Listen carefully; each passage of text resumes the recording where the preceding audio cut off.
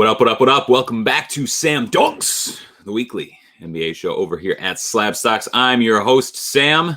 Merry Christmas, Happy New Year, Happy Holidays, and a very happy start to the 2020-2021 NBA season. There's only been 3 or 4 games for most teams already. Been a ton of action, ton of big performances. It's been, most importantly, a ton of fun to watch, and I'm really excited for what the rest of the season has in store for us. There's a ton that we could cover today. I'm going to try and narrow the focus a little bit so that this episode doesn't run for an hour, and let's dive in.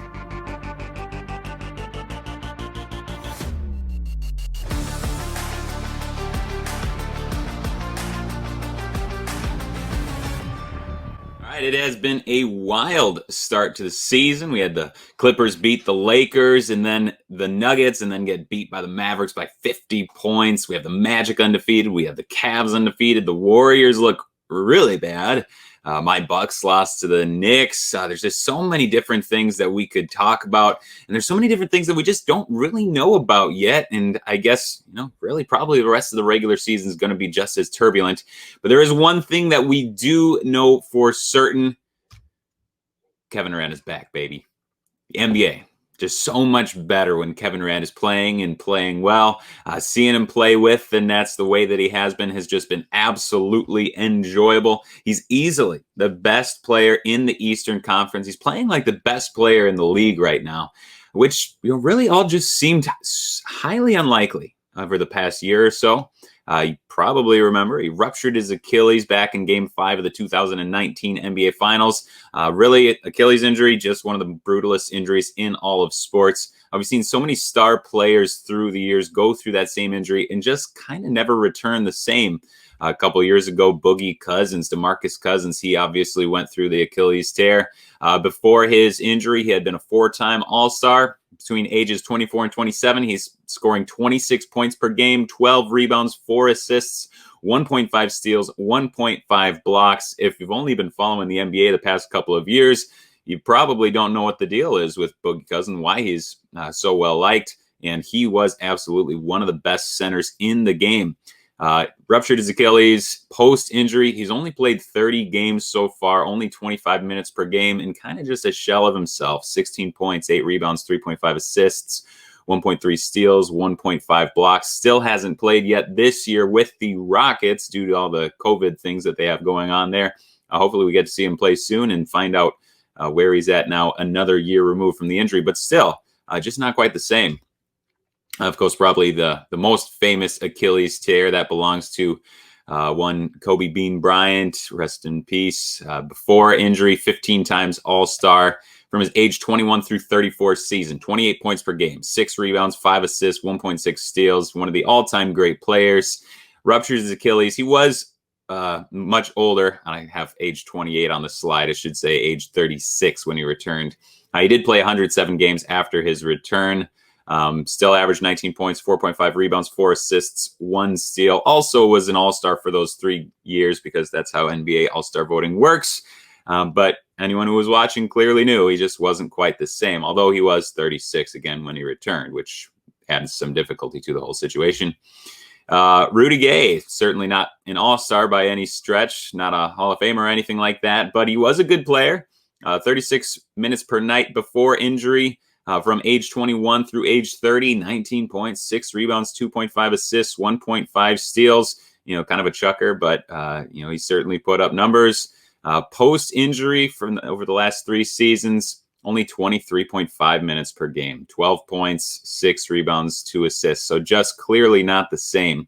Well, let's look how Mr. Durant has fared in the first 3 games back. Looking pretty good.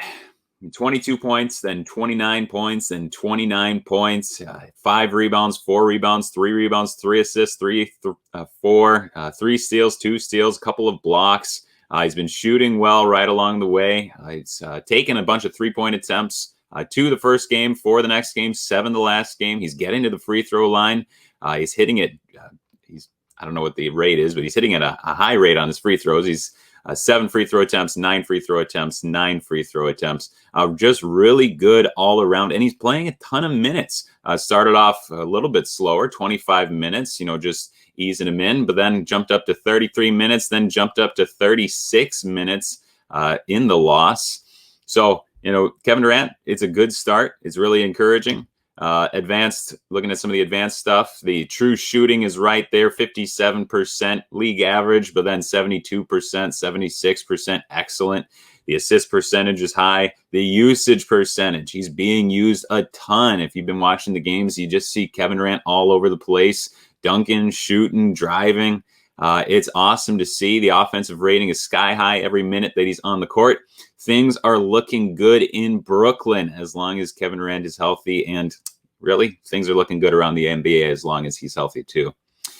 His cards have been trending up too on the back of all of this. Of course, there was some uncertainty about what he would look like once he returned. Well, now I think we can put some of those concerns to rest. As long as he stays healthy, he looks awesome. Looking at his 2007 Topps rookie card, PSA 9, it's trending up, about up 38% over the past couple of weeks. If we look at his sales from December 15th through December 21st on this particular card, there was only 7 sales, and it was hovering right around the $350 to $300 range. Well, he started on December 22nd, that first game back. Suddenly, we just see a huge spike in sales. So over December 15th through December 21st, we had 7 sales. December 22nd through to December 27th, which was yesterday, jumped up 48 more sales of this exact card during that time. If you're watching the YouTube video, you can see the chart I have there. The blue line indicates the price, which you can gauge that on the left side of the page. The orange columns, those are the number of sales on each given day. And you see you have the game played, and suddenly the sales just spike through the roof. That's just how it goes in our market. And I thought it was a kind of an interesting look.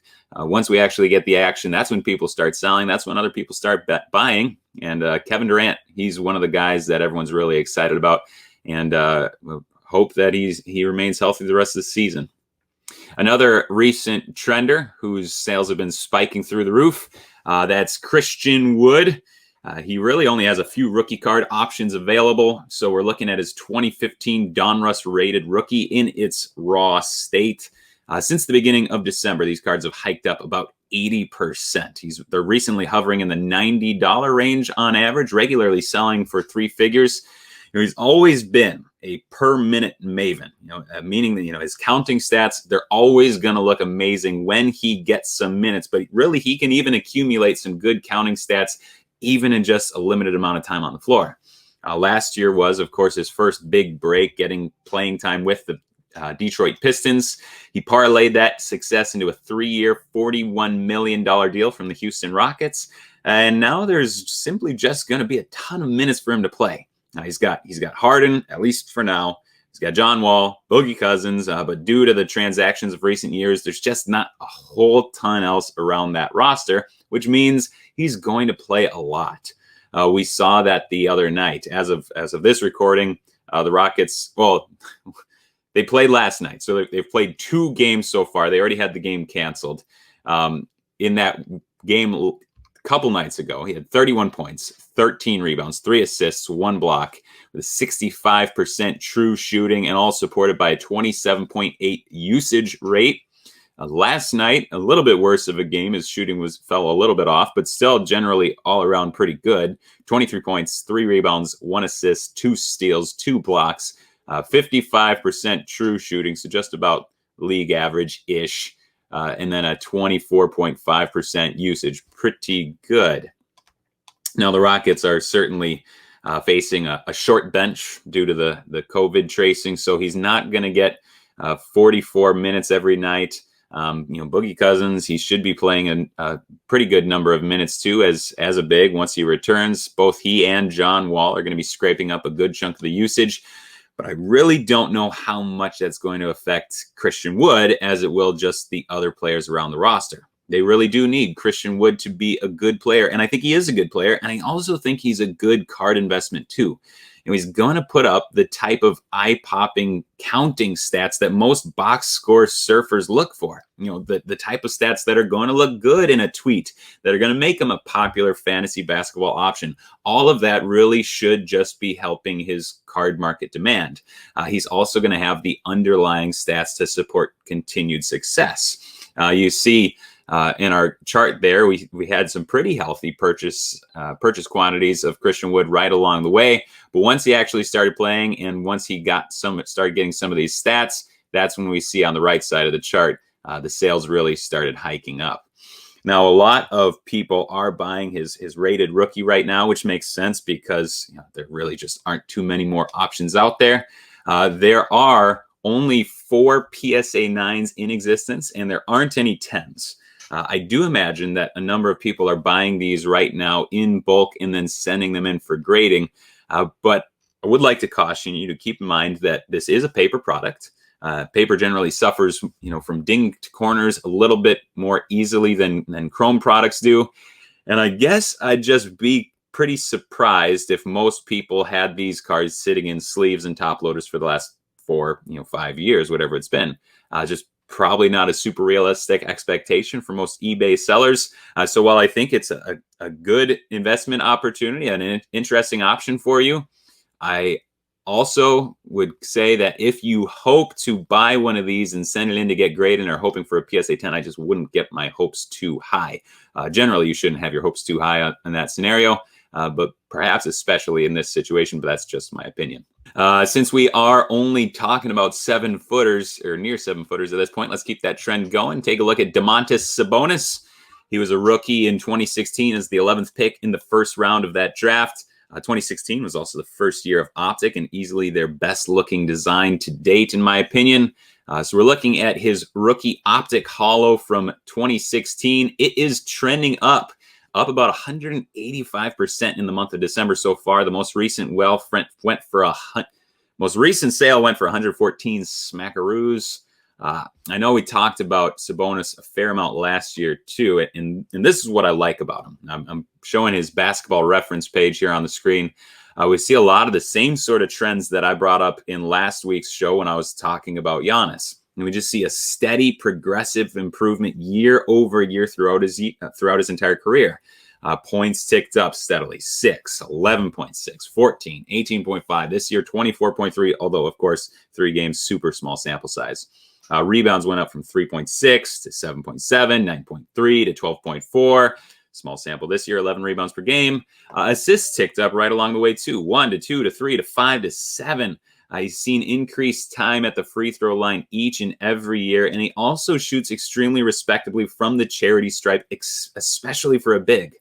True shooting has always been a strong suit for him.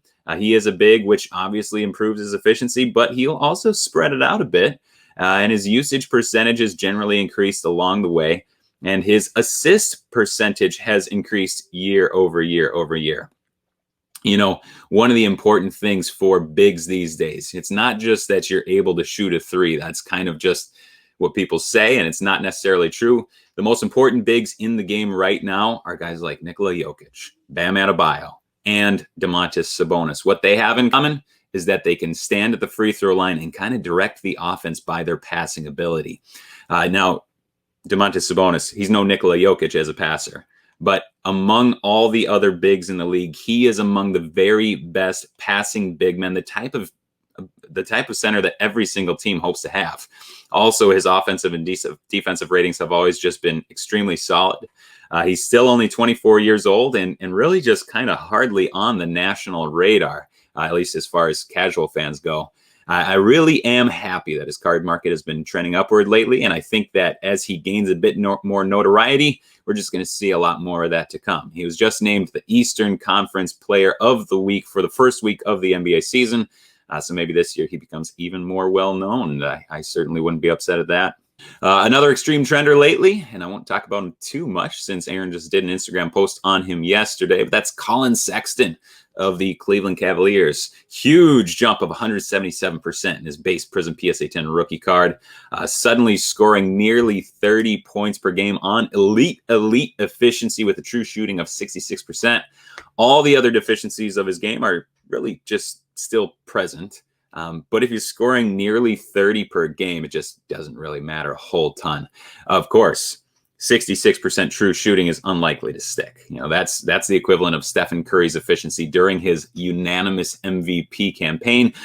So probably going to drop at least a little bit for Collin Sexton, I would imagine. But, who knows? We'll have to wait and see. If there's one thing that people love investing in, it is scoring. So if you're holding on a few of his cards at the moment, you wouldn't be crazy to sell off a few shares just to secure some profit and maybe keep a few others just to see what happens. But I wouldn't bet that his true shooting sticks at 66%. But he's always been a scorer, and he'll probably continue to do that for quite some time.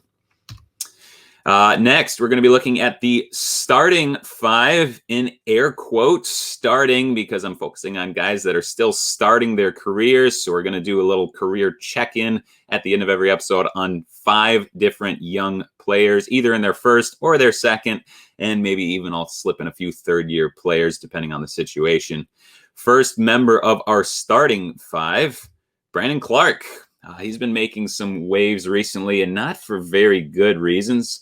He was one of the more exciting rookies last year, especially as the 21st overall pick and playing alongside fellow draft selection Ja Morant. Things were good in Brandon Clarke's camp. There was a ton of talk about him through the offseason, all for good reasons, I believe. And then he came back and he debuted this new jump shot, and it is just atrocious, I guess we could say. He was never the type of player that you'd confuse as a jump shooter, but his release last year was just a little bit quicker, a little bit smoother. There's somewhat of a hitch in his jump shot now, and it's started to make waves on Twitter. Still very young in the season, obviously, plus he is coming back from injury, so we should absolutely give him some more time to work through these things. But the results haven't been extremely great or promising so far. The points are down from 12 to 5, rebounds down from 6 to 3, and then just the general rosy outlook on his potential is down as well. Again, just 3 games so far, so we shouldn't overreact too far. But his card market appears to be taking a bit of a dive as well. We've seen a 48% drop in his Prism Silver PSA 10 rookie cards in the past week or so. The Warriors have been awful in every sense of the word so far, especially those 2 rock chalk Jayhawk wings. But there's the one young fella who's been not very bad at all, and that's the rookie, number 2 overall pick, James Wiseman. When you watch him play, it's just kind of shocking to see how strong he is and how athletic he is. There's just that inherent size and athleticism that just can't be taught. Through 3 very forgettable Warriors games, James Wiseman has shined as one of the few bright spots with 15 points, 6 rebounds, a steal, and a block, and in only 24 minutes per game. He's taken a couple of threes per game, and he's actually hitting most of them. Clearly, that's not going to keep up at that rate, but it is a promising sign. But on the high-profile team on which Wiseman wasn't supposed to be playing a very major role, he really is stepping in immediately as the Warriors' second most important player, and that's huge. So good things to come for James Wiseman. Of course, all we really have are the draft pick cards so far. So we're just going to have to wait and see what we can pull out of wax. Hopefully, if we can, any of us can get any. Next up, my guy, Darius Garland. Awful rookie season, certainly. I've said that we kind of need to give him the benefit of the doubt. He missed college essentially, then thrust right into a major role at the hardest position in basketball to just transition into. And it was a tough situation with the Cavaliers last year, with the coach and the players around the roster. Just too hard to make. It's hard to make too much of his rookie campaign. I'm certainly not suggesting now, though, that a 3-game sample just justifies all of my thoughts. But it has been an extremely encouraging 3-game sample. Now, of course, long way to go through the rest of the season, but through 3 games, he's shown us 19 points, 8.3 assists, 4 rebounds, 2 steals. He's sporting a true shooting percentage of 65%, which is certainly unsustainable, probably, especially for him. But he has been the straw stirring the drink of the Cavs' surprising 3-0 start to the season. A year under his belt, at least so far, it looks like Darius Garland has started to feel quite a bit more comfortable. We'll have to just continue watching his career and do so with great interest, as Emperor Palpatine would say. Next up, Keldon Johnson. He's the next young gun I want to take a look at. The 29th overall pick in last year's first round.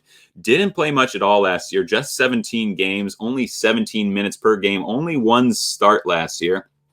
So far, he's started all 3 games for the San Antonio Spurs, averaging 30 minutes per night, along with 14 points, 8 rebounds, nearly 3 assists, nearly 2 steals, and a block. Greg Popovich has moved even more established players in the lineup in order to get Johnson minutes. He moved DeRozan to the 4, Aldridge to the 5.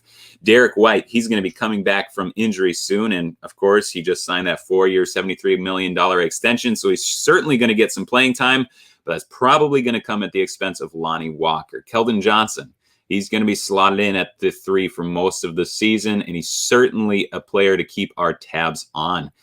Exciting things coming out of San Antonio. And sadly, the last player on our starting 5, the young stud, easily one of my favorite players in the league to watch. That is one Ja Morant of the Memphis Grizzlies, last year's number 2 overall pick.